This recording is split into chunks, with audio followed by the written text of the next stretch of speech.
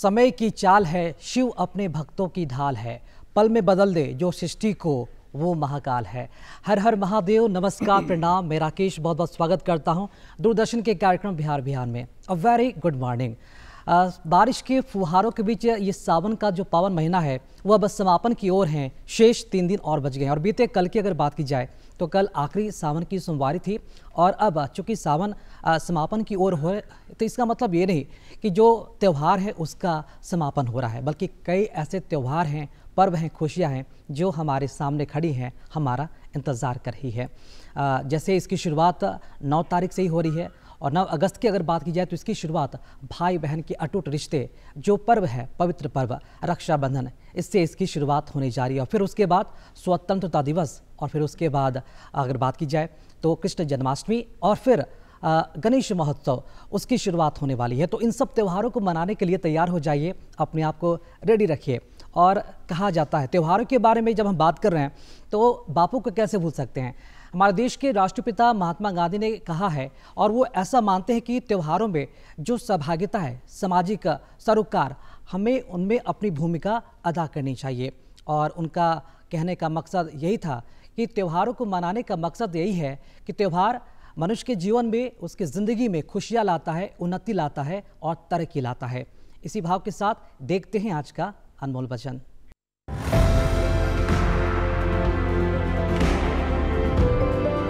जो कुछ भी तुम्हें कमजोर बनाता है, शारीरिक, बौद्धिक या मानसिक, उसे जहर की तरह त्याग दो। स्वामी विवेकानंद।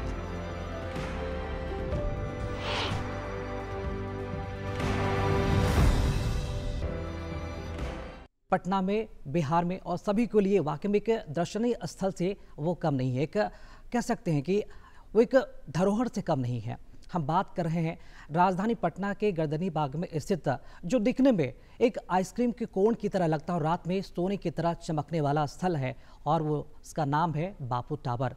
तो बापू टावर की संरचना, इसकी नींव कैसे पड़ी और इसकी विशेषता क्या है और क्या सुविधाएं दी जा रही है और छात्रों के लिहाज से ये कितना महत्वपूर्ण स्थल हो जाता है भ्रमण के लिए, इस पर अधिक बातचीत करने के लिए हमने एक खास अधिकारी को हमने अपने कार्यक्रम में आमंत्रित किया है। आज हमारे बीच मौजूद हैं विनय कुमार जी। आप डायरेक्टर हैं पटना में बापू टावर के। बहुत बहुत स्वागत है आपका विनय जी कार्यक्रम बिहार बिहार में। जी नमस्कार। विनय जी, कार्यक्रम में हम बापू टावर के बारे में बात करेंगे क्योंकि ये बापू टावर की पूरी जीवनी एक तरह से देखा जाए तो एक छत के नीचे बापू टावर के अंदर समाहित किया हुआ है। एक नए लुक में, एक नए फ्लेवर के साथ, डिजिटली भी पूरी तरीके से वो लैस है। तो उसके पहले हम जरूर चाहेंगे कि राष्ट्रपिता महात्मा गांधी ने अपने जीवन में कई सारे विचार दिए, कई सिद्धांतों के साथ चले, उन्होंने अपने जीवन में उन सिद्धांतों को जिया भी, नियम को पाला भी। तो हम चाहेंगे कि आप उनके नियमों से कितने नज़दीक मानते हैं, उनके कौन से नियम या फिर उनके सिद्धांत और विचारों से आप सबसे ज़्यादा प्रभावित हुए, जरूर चाहेंगे इसके बारे में बताएँ। मुझे लगता है कि गांधी जी की सारी बातें बहुत मौजूद रहीं और बचपन से ही कहना चाहिए कि मैं उनके विचारों से काफ़ी प्रभावित था। ख़ासतौर पे उनका जो विचार सत्य को लेकर था, अहिंसा को लेकर के था, अपरिग्रह को लेकर के था या पर्यावरण को लेकर के था, ये सारी चीज़ें मुझे बहुत प्रभावित करती थी। क्योंकि सत्य के प्रति जो आग्रह है ये जीवन में कहीं न कहीं से आपके व्यक्तित्व को एक ताकत प्रदान करता है। तो उस दृष्टि से ये मुझे काफ़ी प्रभावित करता रहा। दूसरा कि पर्यावरण को लेकर भी मैं बचपन से ही मुझे भी इसको काफ़ी अवेयर था और हम लोग कॉलेज में जब थे तो हम लोगों ने तरु मित्र नाम के एक ऑर्गेनाइजेशन के बनने में भी भूमिका अदा की। तो कहीं से पर्यावरण को बचाने में भी जो गांधी जी ने जो विचार दिए कि धरती हम लोग की इच्छाओं को पूर्ति करने के लिए सक्षम है पर हमारी लालच को पूर्ण करने में सक्षम नहीं है। तो ये एक ऐसा अद्भुत विचार था जिसने हम लोग के पूरे देखने की, समझने की पूरी दिशा बदल दी। जी, तो विनय जी, हम जानना चाहेंगे कि कहाँ से आप ताल्लुकात रखते हैं, प्रारंभिक शिक्षा कहाँ से हुई, बचपन कहाँ बीता आपका? मतलब एक मैं इसमें कहना चाहूँगा एक संयोग है ये। मैं अभी वही रिविजिट करता हूँ अपने इसमें, तो मुझे लगता है कि कहीं न कहीं से गांधी जी के तार मेरे बचपन से ही जुड़े हुए थे उनके जीवन से संबंधित बातों का। जैसे कि मेरी जो प्रारंभिक शिक्षा हुई, हाई स्कूलिंग मैंने बिहार विद्यापीठ स्वावलंबन विद्यालय से मैंने किया। अब उस वक्त उतनी बात नहीं समझ में आती थी पर ये जरूर पता था कि इस कैंपस को गांधी जी ने इसका बीजारोपण किया था। बाद में पता चला कि बिहार विद्यापीठ की स्थापना उन्होंने की थी जब असहयोग आंदोलन के दौरान बच्चों ने कॉलेज छोड़े, स्कूल छोड़े, तो उनको पढ़ने के लिए जो एक वैकल्पिक व्यवस्था की थी उसमें बिहार विद्यापीठ की स्थापना थी। तो आप सोचिए कि वो बिल्डिंग, जिस बिल्डिंग में मेरा क्लासरूम हुआ करता था, उसकी स्थापना अगर महात्मा गांधी ने की थी, तो कहीं ना कहीं से एक सबकॉन्शियसली हम लोग के भीतर महात्मा गांधी के विचारों का प्रवेश वहाँ से हम लोग मानते हैं कि वो हुआ। और फिर हम लोग का उसी समय से स्कूल के दौर से ही गांधी संग्रहालय से जो एसोसिएशन हुआ, उनके कार्यक्रमों में भागीदारी हुई, तो उस सब ने मुझे बहुत, कहना चाहिए कि मुझे प्रभावित किया। और यहीं उसके बाद मैंने एन कॉलेज से अपनी फिजिक्स में अपनी पढ़ाई की पूरी, बाद में मैंने इतिहास में एमए किया। तो ये पूरा बैकग्राउंडर है। लेकिन मुझे लगता है कि गांधी जी के विचारों का प्रारंभ हम लोग के जीवन में स्कूली दौर से ही शुरू हो गया था। जी बिल्कुल, और हमें ये भूलना नहीं चाहिए क्योंकि राष्ट्रपिता महात्मा गांधी न सिर्फ उनका जीवन, उनके विचार, उनके सिद्धांत न सिर्फ उस वक्त के लिए, आज भी हमारे लिए उतने ही वो प्रासंगिक भी हैं। तो विनय जी, बाबू टावर के आप निदेशक हैं राजधानी पटना के गर्दनी बाग में। जब इसका इनॉग्रेशन हुआ था तो बहुत ही जोरों शोरों के साथ, मतलब कि हमने काफ़ी लालसा भी थी कि कब ये बनकर तैयार हो कि लोग अंदर जाकर विजिट करें। विजिट भी किया, काफ़ी कुछ मतलब कि भव्य तरीके से जो इसका डिज़ाइन है, चाहे वो बाहर हो वो अंदर है, वो किया गया है। हम जानना चाहेंगे जो व्यूवर्स, जो दर्शक अभी तक वहाँ नहीं पहुँच पाए हैं, उनके लिए मतलब कि बैठे बैठे हम जरूर चाहेंगे कि आप बापू टावर का भ्रमण कर लें, ताकि वहाँ पर आप जाएँ तो वहाँ पर सब चीज़ों को देखने में, अवलोकन करने में आपको और भी ज़्यादा आपको काफ़ी सुंदर और व्यवस्थित आपको लगेगा। जरूर चाहेंगे कि इसकी जो नींव पड़ी, संरचना कैसे हुई बापू टावर की, इसका जो डिज़ाइन है, बिल्डिंग का जो मॉडल है, काफ़ी अद्भुत है, बहुत अलग है, अलग डिज़ाइन का है, इसके बारे में बताएं। इसको मैं शुरू से बहुत ब्रीफ में ही बात करूंगा। जैसे जब 2017 में चंपारण सत्याग्रह का शताब्दी वर्ष हमारे राज्य में मनाया जा रहा था, उसी वक्त हमारे माननीय मुख्यमंत्री जी ने इसकी घोषणा की थी, जो 17 से 18 तक जब चला, तो 18 में जब करते हुए इसकी घोषणा की गई, 19 में इसका नींव पड़ा, माननीय मुख्यमंत्री जी के द्वारा किया गया हमारे यहाँ। और उनकी इच्छा के अनुरूप, क्योंकि उनका कहना था कि महात्मा गांधी का बिहार से और बिहार का महात्मा गांधी से जो बहुत ही एक गहरा रिश्ता रहा है, उसको रिफ्लेक्ट करने वाला, उनके विचारों को रिफ्लेक्ट करने वाला एक बड़ी बिल्डिंग बननी चाहिए, क्योंकि गांधी बहुत टावरिंग पर्सनालिटी थे। तो उन्हीं के अनुरूप एक भवन का निर्माण होना चाहिए, जिसको बाद में भवन निर्माण विभाग ने इस पर काफ़ी विचार मंथन करके और इसमें आर्किटेक्ट को अपॉइंट किया, कंसल्टेंट्स को अपॉइंट किया, और तब जाकर के एक संरचनात्मक डिज़ाइन बनकर तैयार हुआ, जिसमें कि 2 बिल्डिंग है, आप देखते होंगे।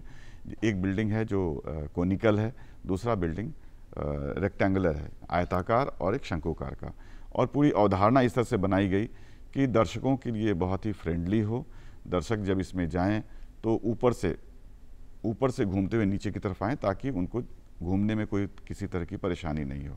तो इस तरह से गांधी जी का जो रिश्ता बिहार से था, और बिहार का रिश्ता, गांधी जी को बिहार ने किस तरह से प्रभावित किया और गांधी जी ने बिहार को किस तरह से प्रभावित किया। आप देखेंगे इतिहास में गांधी जी बार बार बिहार आते हैं। तो गांधी जी का जो जीवन दर्शन है पूरा का पूरा, उसमें बिहार ने बहुत महत्वपूर्ण रोल प्ले किया।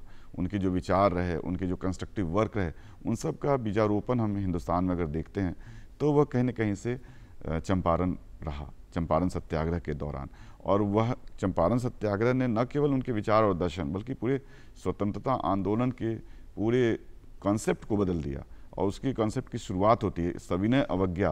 पहली बार चंपारण में ही हम लोग देखते हैं कि सविनय अवज्ञा गांधी जी ने कैसे वहाँ से शुरुआत की, रिफ्यूज़ किया सरकार के आदेश को मानने से, क्योंकि वह जनता के हक में था, हमारे जो नील के किसान थे उनके हक में था, और कहीं न कहीं से औपनिवेशिक जो शोषण पद्धति थी अंग्रेज़ों की, उसके विरोध में था। तो इस तरह से ये अवधारणात्मक ढंग से इसकी सोच शुरू हुई, और उसके बाद जिसको कि रूप दिया हमारे भवन निर्माण विभाग ने, और वो बन करके पूरी तरह तैयार हुआ। और ख़ासतौर पे उसके निर्माण में, उसके कंसेप्ट डेवलपमेंट के दौर में, प्रारंभ में जो हमारे प्रधान सचिव थे, हमारे सचिव महोदय श्री कुमार रवि, इन सब की बड़ी महत्वपूर्ण भूमिका रही।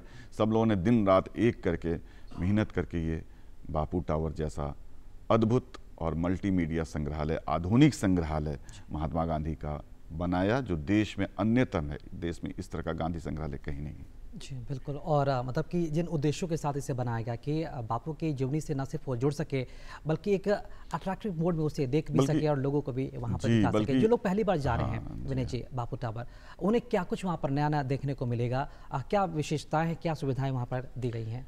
जी, देखिए एक तो है कि पूरा संग्रहालय देखने के बाद दर्शक न केवल अपने पास्ट से जुड़ता है, अपने जो भूत अपना जो हमारा है बहुत ही गौरवशाली, जिसमें कि हमारे गांधी जैसे व्यक्ति हुए, और बल्कि और कैसे हम लोगों ने यह आज़ादी पाई, यह भी समझ में आती है बात कि आज जिस हम लोकतंत्र में रह रहे हैं वो कितना कीमती है, इस लोकतंत्र को बचा के रखना कितना महत्वपूर्ण है।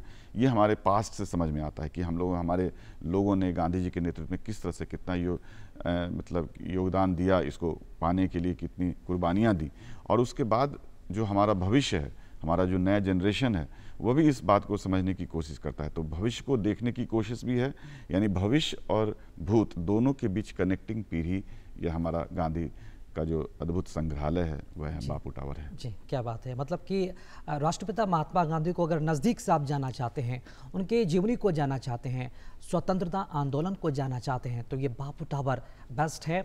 और ख़ासतौर पर बीपीएससी और यूपीएससी एस्पिरेंट्स छात्रों के लिए भी, क्योंकि ये बिल्डिंग, ये बापू टावर उनके लिए खजाने से कम नहीं है, क्योंकि इतिहास एक बहुत ही बड़ा महत्व रखता है उनके लिए भी, उनके पढ़ाई को लेकर भी।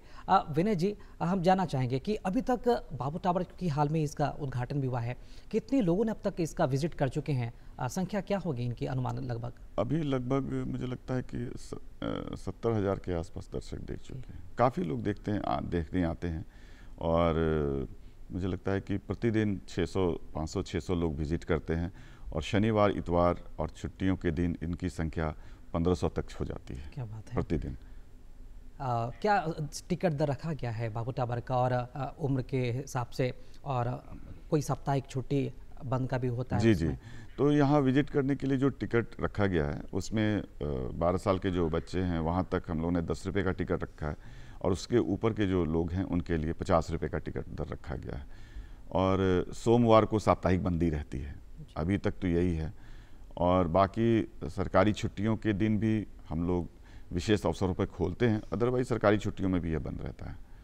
लेकिन इससे बहुत फ़र्क नहीं पड़ता है, लोग आते हैं, लोग इसको देखते हैं।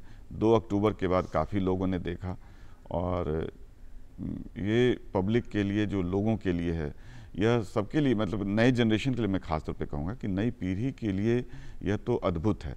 नई पीढ़ी को जोड़ने का काम यह बापू टावर कर रहा है महात्मा गांधी के और उनके विचारों से, क्योंकि वर्तमान समय में हम कह सकते हैं कि महात्मा गांधी के विचार इतने मौजूद हो गए हैं फिर से। ठीक है, उसमें सहमति असहमति अपनी जगह होती है, पर विचार तो मौजूद हैं। उन्होंने जो बातें कही, वो जो आधुनिक जो विकास की पूरी प्रक्रिया है उसमें बहुत ही मौजूद है।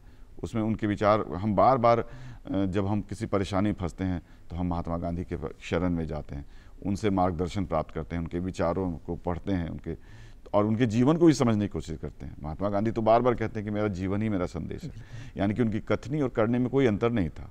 उन्होंने वही किया जो उन्होंने कहा।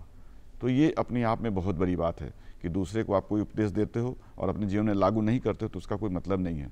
गांधी जी ने वो सब कुछ किया जो उन्होंने कहा, पहले खुद किया तभी दूसरे को उन्होंने करने के लिए कहा। तो ये एक अपने आप में अद्भुत बात है। विनय जी, स्वतंत्रता दिवस आ रहा है 15 अगस्त, और हम सभी जानते हैं कि 15 अगस्त हमें यूं ही हम ध्वजारोहण नहीं करते, इसके पीछे कुर्बानियां हैं, इसके पीछे स्वतंत्रता आंदोलन रहा है। जो लोग स्वतंत्रता दिवस को समझना चाहते हैं उन्हें स्वतंत्रता आंदोलन को भी समझना होगा, और इसके लिए पटना का बापू टावर की अगर बात की जाए तो क्या लगता है कि अगर वहाँ पर पहुँचते हैं तो क्या क्या चीज़ें मिलेगी ताकि अच्छी तरीके से अपने अतीत को हम जान सकें?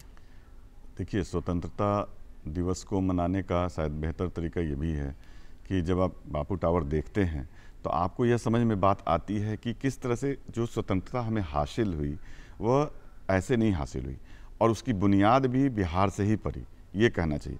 क्योंकि ठीक है, आज़ादी के लिए कोशिश सब लोग कर रहे थे, लेकिन महात्मा गांधी जब हिंदुस्तान आते हैं और चंपारण पहुंचते हैं तो उन्होंने वो तमाम एक्सपेरिमेंट किए जिसको लेकर के उन्होंने भारतीय स्वतंत्रता आंदोलन की दशा और दिशा तय की। उन्होंने उससे उसी के आधार पे हुआ, चाहे वो सविनय अवज्ञा हो या उन्होंने जो रचनात्मक कार्यक्रम किए है ना, या अंग्रेज़ों से इंटरेक्शन का जो कार्यक्रम किया, उससे उन्होंने पूरी जो पूरी स्वतंत्रता प्राप्त करने की जो दिशा निर्धारित करनी थी उन्होंने किया। तो इस तरह से जब आप बापू टावर देखते हैं तो आपको यह बात समझ में आती है कि आज़ादी कैसे मिली, आज़ादी में किन किन लोगों ने योगदान दिया और क्या क्या उसके विभिन्न चरण थे। क्योंकि आपको पूरी जो बापू टावर की दीर्घाएँ हैं वह दीर्घाएँ आपको बताती हैं घुमाते हुए कि कैसे चंपारण से बात शुरू होती है और विभिन्न चाहे असहयोग आंदोलन हो, चाहे सविनय अवज्ञा आंदोलन हो, नमक तोड़ो आंदोलन हो, से करते हुए 1942 का भारत छोड़ो आंदोलन हो, करते हुए हम आज़ादी की तरफ पहुंचते हैं, है ना। और कैसे हमें आज़ादी मिलती है। तो बल्कि एक जो गैलरी है हम लोग की उसमें आज़ादी के पक्ष को भी दिखाया गया है, भारत पाक विभाजन हुआ उसको भी दिखाया गया है। तो हम लोगों ने आज़ादी किस तरह से हासिल की इसकी अगर पूरी एक ब्रीफ लुक लेना है उसको, तो उसके लिए बापू टावर बहुत ही उपयुक्त जगह है कहना चाहिए। बिल्कुल ये बेस्ट है। और इस बार का स्वतंत्रता दिवस आप मनाना चाहते हैं तो मैं तो यही कहूँगा, अपील भी रहेगा टीटी बिहार के माध्यम से, बिहार के माध्यम से, कि बापू टावर का इस बार भ्रमण करना ना बोले स्वतंत्रता दिवस के पूर्व में। बात अगर की जाए इस बापू टावर के बारे में विनय जी, तो क्या इसे सिर्फ म्यूजियम बनाकर ही रखना है अभी, या फिर आगे इसमें कुछ नया ऐड ऑन करना है, क्या कुछ पहल होगी इसमें? जो बापू टावर की संकल्पना की गई है उसमें न केवल इसको म्यूजियम के रूप में बल्कि गांधी के विचार और दर्शन पर रिसर्च करने के लिए का भी एक केंद्र बनाने की योजना है। एक पूरे संवाद का केंद्र बन सके बापू टावर, तभी एक्चुअली हमारे माननीय मुख्यमंत्री जी की जो संकल्पना है वो हम लोग पूरी कर पाएंगे और बापू की जो विचार और दर्शन है लोगों तक पहुंचा पाएंगे। तो हम लोग इसमें अभी एक लाइब्रेरी हम लोगों ने प्रारंभ की है जो आम लोगों के लिए भी खुली है। कोई भी दर्शक आ करके वहाँ हमारे पुस्तकालय में बैठ करके और पुस्तकों का अवलोकन और उसका पठन पाठन कर सकता है। उसके अलावा हम लोग रिसर्च फैसिलिटी भी शुरू करने जा रहे हैं, उसकी भी पूरी योजना है। अभी हाल में हम लोगों ने इंटर्नशिप की घोषणा की है जो नई पीढ़ी के लिए है। नई पीढ़ी के जो बच्चे हैं वो बापू टावर से इंटर्नशिप के माध्यम से जुड़ सकते हैं और वो छोटे छोटे रिसर्च कि महात्मा गांधी का बिहार में कैसे उपस्थिति है या गांधी जी की और क्या क्या योगदान है उनको हम अपने नई पीढ़ी से रिसर्च के माध्यम से, इंटर्नशिप के माध्यम से रिसर्च करा पाएंगे। तो ये इंटर्नशिप की घोषणा की गई। मेरी अपील है कि लोग ज़्यादा से ज़्यादा नई पीढ़ी के लोग उसमें पार्टिसिपेट करें और इंटर्न के रूप में बापू टावर से जुड़ सकें वो जी। इसमें 3D फिल्म की भी हमने बात सुनी कि यहाँ फिल्में भी दिखाई जाती है, किस तरह की फिल्में चलचित्र है यहाँ पे? एक्चुअली देखिए ये बापू टावर मूलतः एक मल्टीमीडिया संग्रहालय है, तो उस दृष्टि से महत्वपूर्ण है कि जो दुनिया में संग्रहालय की अवधारणा बदल रही है तो उस दृष्टि से ये काफ़ी महत्वपूर्ण है कि जो परंपरागत संग्रहालय थे उससे आगे बढ़ करके यह मल्टीमीडिया संग्रहालय के रूप में इमर्ज किया है। तो इसमें कई फिल्में हम लोग दिखाते हैं, इसके अलावा वीडियोज़ हैं, मैनिक्विन हैं, लो रिलीफ म्यूरल्स हैं और इसमें होलोग्राम है।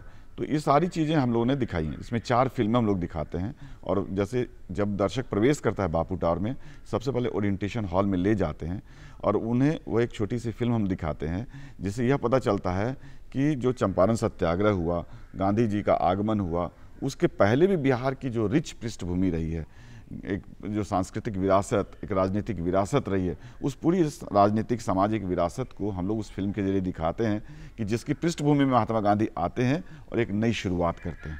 तो वहाँ से फिल्म दिखाते हैं। फिर एक फिल्म दक्षिण अफ्रीका में महात्मा गांधी के योगदान को लेकर हम लोग ने बनवाई है जो वहाँ प्रदर्शित होती है।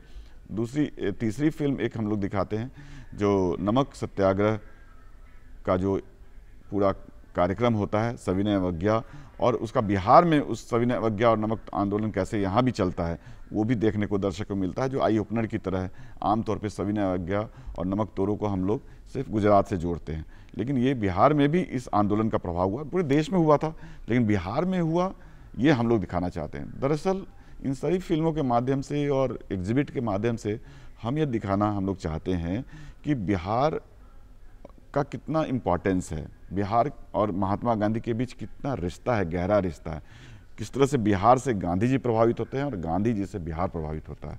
ये पूरा दिखाने की पूरी कल्पना हमारी इन फिल्मों के माध्यम से, एग्जिबिट के माध्यम से की गई है। जी बिल्कुल, और मुझे ऐसा लग रहा है विनय जी, जब बापू टावर हम प्रवेश करेंगे तो गांधी युग में हम प्रवेश करेंगे और तमाम महात्मा गांधी से जुड़ी जो तथ्यों को नज़दीक से अवलोकन कर पाएंगे और ये बहुत ही ये सुखद अनुभूति होगी हम सभी के लिए।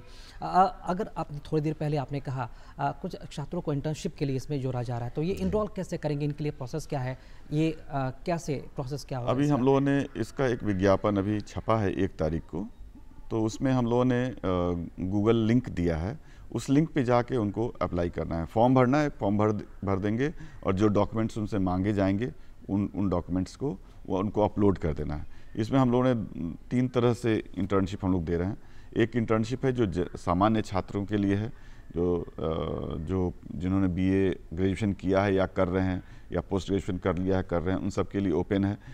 और दूसरा है जो मास कम्युनिकेशन और जर्नलिज्म के छात्रों के लिए भी है, और तीसरा जो हम लोग डिज़ाइन और फाइन आर्ट्स के छात्रों के लिए। तो इस तरह से 3 तरह की इंटर्नशिप दिया गया है ताकि सभी क्षेत्र के लोग इसमें से जुड़ सकें और गांधी जी के विचारों पर नए रिसर्च करने की दिशा में आगे बढ़ सकें। जी, तो लिंक वैसा कुछ लिंक ये ऑनलाइन है, ये ऑनलाइन है और लिंक हम लोग अपने वेबसाइट पे भी वहाँ पे दिया गया है। जी, तो कुछ सर्च करना पड़ेगा उस लिंक के लिए? हाँ, लिंक पे जाएंगे, गूगल लिंक को जैसे ही सर्च क्लिक करेंगे ना तो वो फॉर्म खुल जाएगा। और गूगल फॉर्म्स, और उसी फॉर्म में सिर्फ उनको अपना डेटा फीड कर देना है, जो इन्फॉर्मेशन मांगा जाएगा और जो डॉक्यूमेंट्स मांगे जाएंगे, जो शैक्षणिक और ये सब सामान्य से डॉक्यूमेंट हैं, कोई ऐसा विशेष नहीं है। उनके संस्थान का NOC है, अगर पास आउट हैं तो जो उनके बारे में थोड़ा जानते हैं उनका रिकमेंडेशन एक लेटर रहेगा। बस यही सब चीज़ें उनको अपलोड कर देनी है, फिर हमारी एक्सपर्ट कमेटी रहेगी, उसमें से सिलेक्शन करेगी और उसकी घोषणा हम लोग बहुत जल्दी ही करेंगे। जी विनय जी, अगर बारीकी से अगर हम बापू टावर को घूमना चाहते हैं, देखना चाहते हैं, तो क्या लगता है कि मिनिमम कितना समय लेकर हमें वहाँ पर जाना चाहिए ताकि अच्छी तरीके से हम उसका अवलोकन कर सकें? देखिए, पूरी तरह से अच्छे से घूमने के लिए मुझे लगता है कि 1 दिन भी कम है। अच्छा, अगर आप एक वहाँ सारे डॉक्यूमेंट्स को पढ़ना चाहते हैं, जो इन्फॉर्मेशंस दिए गए हैं उनको पढ़ना चाहते हैं, साउंड स्केप के माध्यम से जो स्पेसिफिक कुछ जो वीडियो ऑडियो हैं उनको आप सुनना चाहते हैं, तो बहुत समय लगता है। लेकिन अगर आप घूमना चाहते हैं, काम जितने 2 घंटा मुझे लगता है कि मिनिमम उसमें लगेगा आपको, मिनिमम 2 घंटा जी अगर आप लगाते हैं तो आप फिर बापू टावर को घूम सकते हैं। जी विनय जी, कई महत्वपूर्ण और विशेष बातों का आपने जिक्र किया बापू टावर से जुड़ी हुई। उसके अंदर के अगर कुछ गैलरीज की अगर हम बात की जाए तो जरूर चाहेंगे उसके बारे में बताएं, और जो प्रदर्शनी लगी है महात्मा गांधी से जुड़ी हुई उसके बारे में भी जरूर बताएं, क्या कुछ खास है ये? जी, ऐसे अगर हम लोग बापू टावर के स्ट्रक्चर को समझें तो आयताकार भवन में हमारे 3-4 गैलरीज हैं और एक ऑडिटोरियम है, नीचे हम लोग का सोवीनियर शॉप है और रेस्टोरेंट है। तो ये आयताकार भवन में इतने स्ट्रक्चर हैं, और बाकी जो कोनिकल शेप का बिल्डिंग है, शंकुआकार का, उसमें 5 रैंप दीर्घाएँ हैं। इस तरह से बंटवारा है 2 भवनों के बीच, और ये दोनों भवन हर फ्लोर पर रैंप कनेक्टिंग ब्रिज के जरिए जुड़े हुए हैं। तो वो देखना भी, और उसका जो ग्लास का फसाड है वो भी बहुत बढ़िया है। आप ये देखिए कि जो कोनिकल बिल्डिंग है उसके बाहर कॉपर क्लैडिंग की गई है, तांबे का आवरण चढ़ाया गया है, और वो अपने आप में विशिष्ट है। भारत में मुझे लगता है ये पहली बिल्डिंग है जिसके बाहरी आवरण के रूप में तांबे के शीट का इस्तेमाल किया गया। और आप देखिए कि इसके पीछे भी कहीं न कहीं से गांधी जी की जो पूरी भावना है वो काम कर रही थी। एक तो तांबे का आवरण अपने आप में विशिष्ट है, लेकिन उसमें इन ड्यू कोर्स भविष्य में जब ऑक्सीडेशन और अन्य केमिकल रिएक्शन के जरिए जब तांबे के ऊपर एक लेयर, पतीना का एक लेयर बन जाएगा, तब यह अपने आप में एक काफ़ी इको फ्रेंडली लुक देगा। पतीना जो होता है वह ब्लूइश ग्रीनिश कलर का एक लेयर होता है, जो तांबे में, ब्रॉन्ज में, इन सब बहुत सारे धातुओं में ऑक्सीडेशन के रिएक्शन की वजह से एक नया लेयर क्रिएट होता है, जो उसको बहुत ही भव्य प्रदान करता है, रूप प्रदान करता है। आप देश के बहुत सारे जो आप स्कल्पचर्स देखते हैं, बहुत लोग को नज़र आता है कि तांबे का बना हुआ है और ब्रॉन्ज का बना हुआ है, उसके ऊपर ब्लूइश ग्रीनिश इफेक्ट आ जाता है। तो उस तरह का इफेक्ट जब आएगा, आप कल्पना कर लीजिए कि जो शंकु आकार का भवन है वो कितना, मतलब हमारे धरती के इको फ्रेंडली लुक वो देगा, ग्रीनिश लुक जब देगा तो ये संकल्पना की गई थी।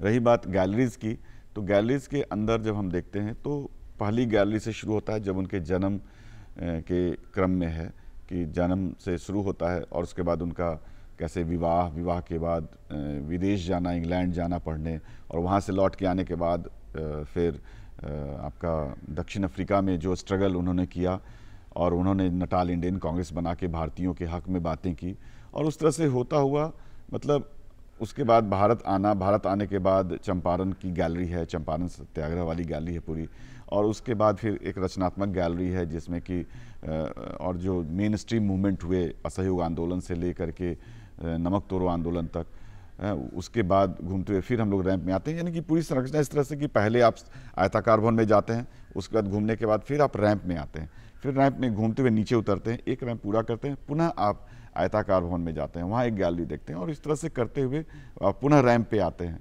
शंकुकार भवन में। तो ऐसे करते हुए आप नीचे उतरते आते हैं, तो आपके लिए काफ़ी विजिटर्स के लिए फ्रेंडली है ये, मतलब कोई थकान नहीं महसूस होती है क्योंकि आप लगातार नीचे उतर रहे हैं, है ना। बल्कि अगर हम लोग बात करें हमारे दिव्यांगजन भाइयों बहनों के लिए, तो उनके लिए भी, या जो वृद्धजन हैं तो उनके लिए भी हम लोगों ने वहाँ पूरी व्यवस्था करके रखी हुई है ना। सबके लिए पूरी व्यवस्था है, इसलिए वो पूरी तरह से दर्शकों के लिए फ्रेंडली है ये। इसके अलावे आप देखेंगे कि आपने जिस कला प्रदर्शनी की बात की, तो हम लोगों ने कला प्रदर्शनी की थी, अभी वो तुरंत ख़त्म हुई है एक्चुअली, तो हम लोग फिर करेंगे। तो गांधी जी के बारे में देश भर के चित्रकार क्या सोच रहे हैं, वैसे चित्रों को हम लोगों ने एकत्र किया था, और वो प्रदर्शनी जस्ट खत्म हुई है। हम लोग फिर से उसको कोशिश करेंगे कि 2 अक्टूबर के बाद उस प्रदर्शनी को पुनः लगाएं और दर्शकों के लिए वो मिल सके कि देश भर में जो हमारा संस्कृति कर्मी है, बुद्धिजीवी वर्ग है, वो कैसे सोचता है। तो उस दृष्टि से वह प्रदर्शनी, अभी एक और प्रदर्शनी चल रही है अभी वहाँ।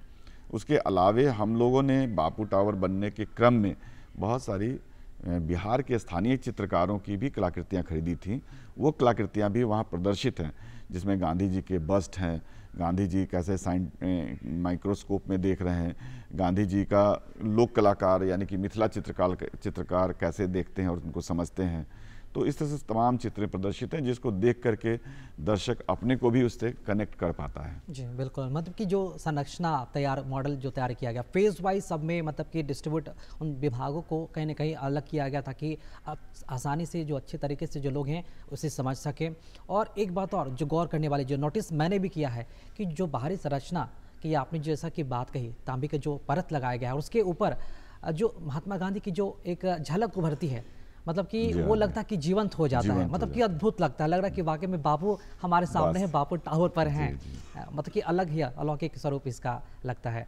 विनय जी, बापू टावर के बारे में कई सारी बातें हुई, हम जानना चाहेंगे आपके पारिवारिक विषय के बारे में, पारिवारिक संरचना के बारे में। परिवार में कौन कौन सदस्य हैं, लोग कहाँ रहते हैं, उसके बारे में जरूर बताएं। हाँ, मेरे माता पिता तो जीवित नहीं हैं, पर उन्होंने मुझे बहुत प्रमोट किया था इन सब तमाम कामों के लिए। उन्होंने कभी नहीं रोका, बल्कि जो सपोर्ट वो कर सकते थे उन्होंने किया, और उन्हीं की वजह से कहना चाहिए कि गांधी जी की तरफ, क्योंकि वो भी खुद बहुत एक ईमानदार व्यक्ति रहे, पूरे जीवन उन्होंने ईमानदारी से व्यक्त किया, वो हम लोगों ने देखा है। तो कहते हैं कि परिवार का असर तो पड़ता ही है, तो उनके व्यक्तित्व का असर हम लोग के ऊपर पड़ा।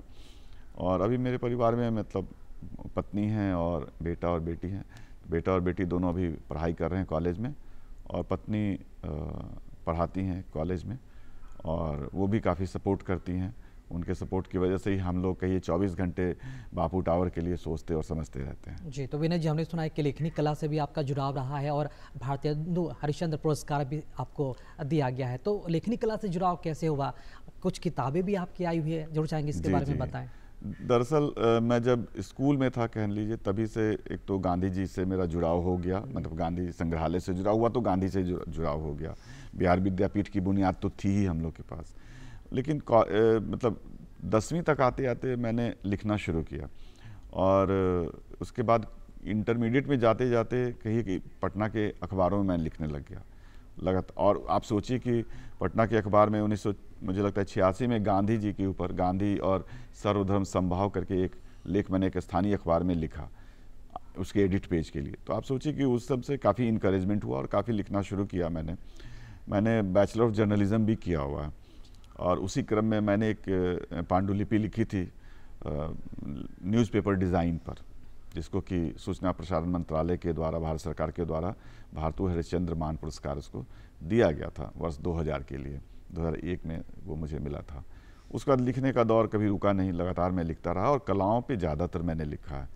3 किताबें प्रकाशित हुई हैं अभी। उसके अलावा बिहार की समकालीन कला पर, बिहार की लोक कलाओं पर, और जो भारत की आधुनिक कला है उस पर एक किताब मेरी छपी हुई है। उसके अलावा अभी भी लिखना पढ़ना कल्चर में, संस्कृति के क्षेत्र में और आधुनिक कलाओं पे ख़ास तौर पे मेरा लगातार लिखना पढ़ना चलता रहता है। जी, तो बिहार के कल्चर में आपका क्या ख्याल है? बिहार की संस्कृति, सभ्यता, ये सबको कितने नज़दीक से आप देख पाते हैं, आप जान पाते हैं?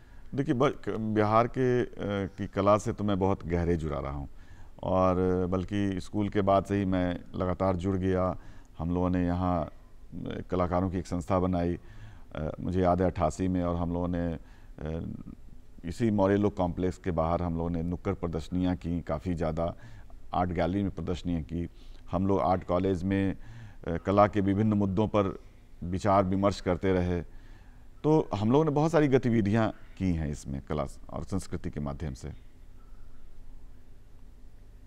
जी, कोई मैसेज आप देना चाहेंगे आप हमारे दर्शकों को? मैं चाहता हूं कि मेरा एक ही मैसेज रहेगा कि हमारी जो नई पीढ़ी है, हम लोग की पूरी इच्छा यही है कि बापू टावर से वो बापू टावर को आएँ, देखें, और क्योंकि यह एक अद्भुत संग्रहालय है, आपको बहुत ही अच्छा लगेगा, जहां फिल्म के ज़रिए, वीडियो के ज़रिए, मैनक्विन के ज़रिए, म्यूरल्स के ज़रिए आप महात्मा गांधी को समझ पाएंगे, हमारे देश को स्वतंत्रता कैसे मिली, स्वतंत्रता आंदोलन को आप समझ पाएंगे।